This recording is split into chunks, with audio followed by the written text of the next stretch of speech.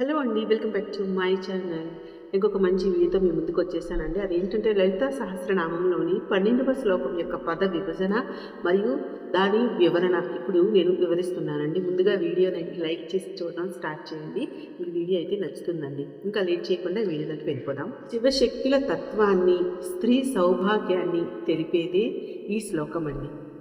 ముందు శ్లోకాలలో మనం వసిన్యాది వాగ్దేవతలు అమ్మ యొక్క సౌందర్యం కోసం ఎన్నో వాటితో పోల్చి చెప్పారండి.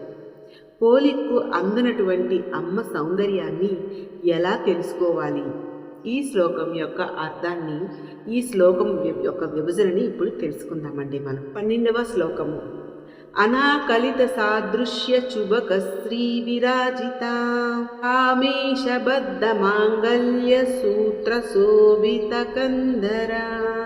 ఈ శ్లోకంలో 2 నామాలు ఉన్నాయండి. 29వ నామము అనాకలిత సాదృశ్య చుబుక శ్రీ విరాజిత. 30వ నామము కామేశబద్ధ మాంగళ్య సూత్ర శోభిత కందర. ఈ 2 నామాలు కూడా మనకి 16 అక్షరాల నామాలండి. వీటిని ఒకే నామంగా చదవాలి, విడదీసి చదవకూడదు.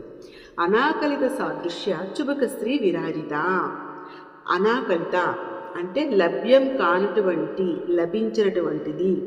సాదృశ్య ఉపమానం కలిగినటువంటిది లేదా పోలిక అని. చుబుక అంటే చుబుక భాగము లేదా గడ్డము అని. శ్రీ అంటే మనోహరమైనటువంటి లేదా కాంతి చేత. విరాజిత ప్రకాశించుచున్నది అని అర్థమండి.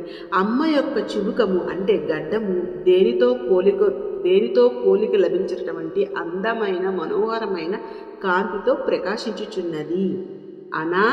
అకలిత. అకలిత అంటే ఒకరితో సమానమైన పోలిక ఉండడం. అనాకలిత అంటే మనకేంటంటే సమానమైన పోలిక లేదు అని అర్థం. దేనితో పోలిక లేనిది అంటే అమ్మ ఎవరు? పరబ్రహ్మ స్వరూపం. ఆ బ్రహ్మముకు ఎవరికి కూడా పోలిక ఉంటుంది కదండి.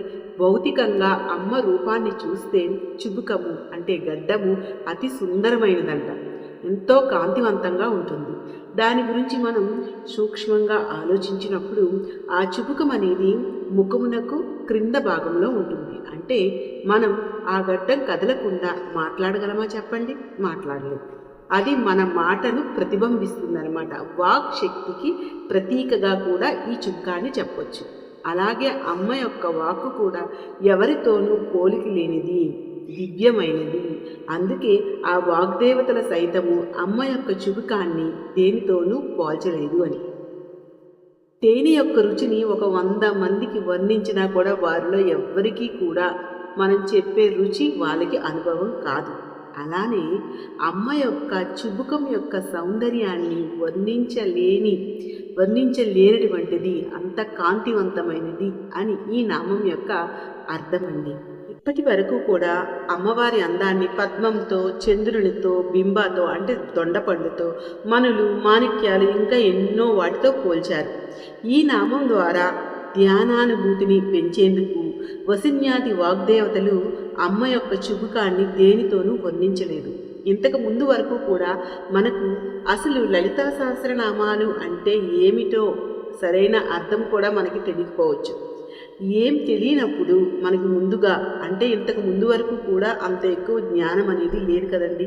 అందుకే వసిన్యాది వాగ్దేవతలు అక్షరమాలు నేర్పినట్లుగా కూడా మనకి అమ్మ యొక్క రూపాన్ని బాహ్య జ్ఞానంగా మనం అన్నిటితో పోలుస్తూ కళ్ళకి కట్టినట్టుగా చూపించారనమాట. ఇప్పుడు ఈ చుబుకాన్ని దేనితోనూ వర్ణించలేదు. అంటే మనల్ని ఇంకొంచెం లోతుగా ధ్యానంలోనికి తీసుకువెళ్ళడానికి అని అర్థం. ఒక రూపం లేకుండా అమ్మ ఒక పరబ్రహ్మం, దాని ద్వారా కూడా అమ్మను మనం తెలుసుకోవచ్చు అని తెలియచెప్పటానికే వసిన్యాది వాగ్దేవతలు ఈ విధంగా మనకి అమ్మ యొక్క చుబుకాన్ని వర్ణించలేదు అని అనుకోవచ్చండి. శంకరాచార్యులు వారు ఎవరు? ఆ శివుని స్వరూపమే కదండి. ఆయనంతటి వారే అమ్మ యొక్క చుబుకాన్ని దేనితోనూ వర్ణించలేదు. సౌందర్య లహరిలో అమ్మ యొక్క చుబుకం కోసం ఇలా అన్నారండి. అమ్మ అంటే పార్వతీదేవి, హిమవంతుని కుమార్తె. తండ్రి ఎన్ని పనులు చేసి ఇంటికి వచ్చి అలసిపోయినా సరే పిల్లల్ని చూసి సంబరపడిపోతారు కదండి. ఆ పడిన శ్రమ అంతా కూడా మర్చిపోతారు. అలానే మనకి హిమవంతుడు తన బిడ్డ ఎవరు? సాక్షాత్తు అమ్మవారు జగన్మాత. ఆ అమ్మ యొక్క ముఖార విందాన్ని చూడటానికి తన వేళ్లతో అమ్మ యొక్క గడ్డాన్ని పట్టుకొని ఇలా పైకెత్తి చూస్తూ ఉంటారంట. అది తండ్రి యొక్క వాత్సల్యం. ఇంకా ఆ పరమేశ్వరుడు అంటే జగన్మాత యొక్క భర్త అమ్మ ముఖాన్ని చూడటానికి తన చేతి వేళ్లతో ఆ గడ్డం పట్టుకొని పైకెత్తుతూ ఉంటారంట. ఈ దృశ్యాన్ని మనం ఆలయాలలో ఆ శిల్పకళలో చూడొచ్చండి. స్వామి అమ్మవారి యొక్క చుబుకాన్ని పట్టుకొని బ్రతిమిలాడుతున్నట్లుగా ఉంటాయి. కొన్ని దగ్గరలో శిల్పకళ, కొన్ని ఆలయాల్లో మనం చూస్తూ ఉంటాం కదండి. అమ్మ సిగ్గుపడుతూ ఉంటారు. పరమేశ్వరుడు ఎప్పుడైతే అమ్మ యొక్క ముఖాన్ని చూడటానికి చుబుకాన్ని గడ్డాన్ని పట్టుకొని పైకెత్తారో దానిని ఈ విధంగా వర్ణించారనమాట. 30వ నామము కామేశబద్ధ మాంగళ్య సూత్ర శోభిత కందర. కామేశ అంటే పరమేశ్వరుని చేత బద్ధ కట్టబడిన మాంగళ్య సూత్ర మంగళసూత్రం చేత శోభిత ప్రకాశించుచున్నది కందర మెడ భాగము. అమ్మ మెడ కామేశ్వరుడు కట్టినటువంటి పవిత్ర మాంగళ్యంతో ప్రకాశించుచున్నది. ఇప్పటి వరకు కూడా అమ్మ యొక్క ముఖార విందం అంతటినీ తెలుసుకున్నాం కదండి. ఇప్పుడు మన చూపు అమ్మ యొక్క కంఠం వైపు చేరుతుంది. ఈ మంగళసూత్రం అనేది స్త్రీ సౌభాగ్యానికి ప్రతీక కదండి. పెళ్ళైన తర్వాత తెలియపరిచేది మంగళసూత్రమే. అంత పవిత్రమైనది ఈ మంగళసూత్రం. ఇది పరస్పరం ధర్మబద్ధ జీవితాన్ని సూచిస్తుందండి. ఇది కేవలం మాంగళ్య బంధమేనా? కాదండి. ఒక శక్తి శివతత్వ పరస్పరం ఏకత్వంగా ఉండడం అన్నమాట. అమ్మ ప్రకృతి, ఆ శక్తి స్వతంత్రమైనది. శివుడు అంటే చైతన్యం. ఆ చైతన్యంతో ఈ శక్తి ఏకమవడం వల్లే సృష్టి స్థితి లయం జరుగుతుందన్నమాట. వీళ్ళిద్దరూ కూడా విడివిడిగా ఉన్నప్పుడు ఏ క్రియ జరగదు. కానీ వారు ఏకమయ్యే బంధమే ఈ మంగళసూత్రం.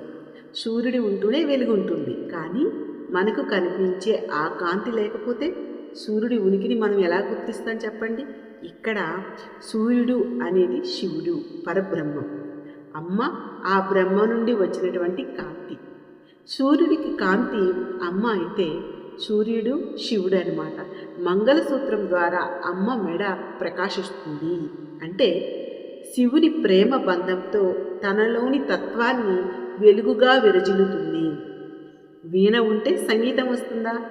రాదు కదండి. వీణని మోగించినప్పుడు మాత్రమే సంగీతం వస్తుంది.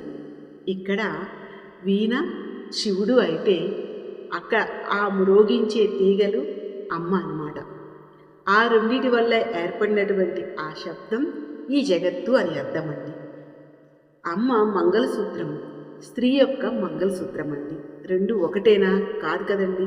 మన బంధం శారీరక సామాజిక బంధం, ధర్మబద్ధమైన బంధం, సంసార ధర్మం మనది.